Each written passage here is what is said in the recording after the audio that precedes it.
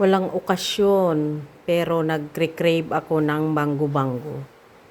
Kaya naggawa ako ng pandan gelatin, tapos nilagyan ko ng 5 pirasong mangga. Tapos isang Nestle cream at saka isang condensed milk din, isang ibaw.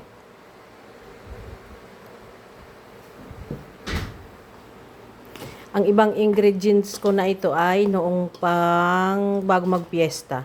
Kaso 'di ba sabi ko hindi ako naggawa. Ayan.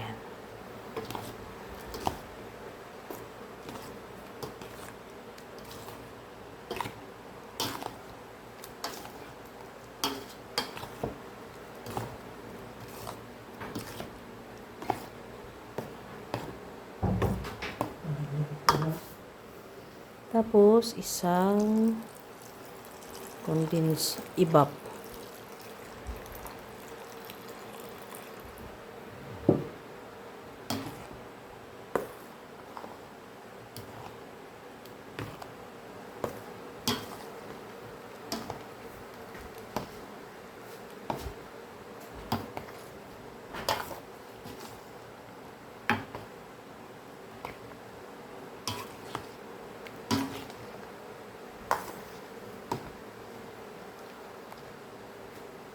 Parang ang daming mangga. Tas konti lang yung sago.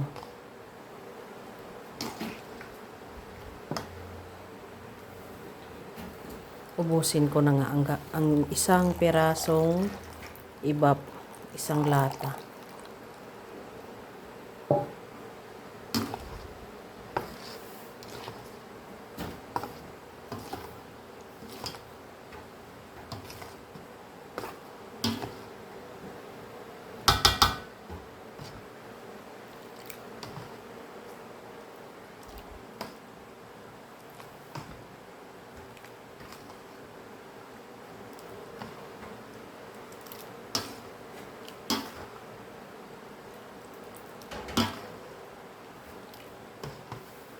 Mas masarap pa ito kung may buko.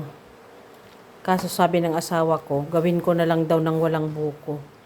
Yung uutusan niya kasi kanina hindi niya makita kaya wala kaming buko. Magpapapitas sana siya kanina. Tikman ko na. Tama lang. Bye-bye. Hindi pa ako nagliligpit sa aming kinainan.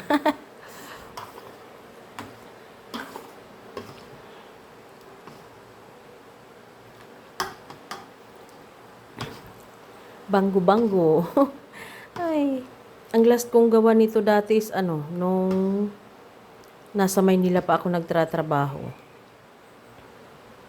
Ang ginagamit namin doon ay gagawa din kami ng gelatin. Tapos, nilalagyan namin ng pandan leaves. Dito wala ata akong pandan leaves dito. Tapos, ang ginagamit namin na sabaw na sa paggawa ng gelatin ay yung sabaw ng niyog, ng buko. Kaya manamis-namis, masarap.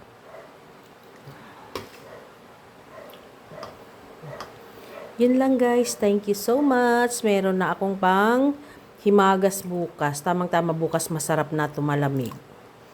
Sana makita bukas ng asawa ko yung uutusan niyang magkuha ng niyog, ng buko para pwede pa tong dagdagan. Bye-bye!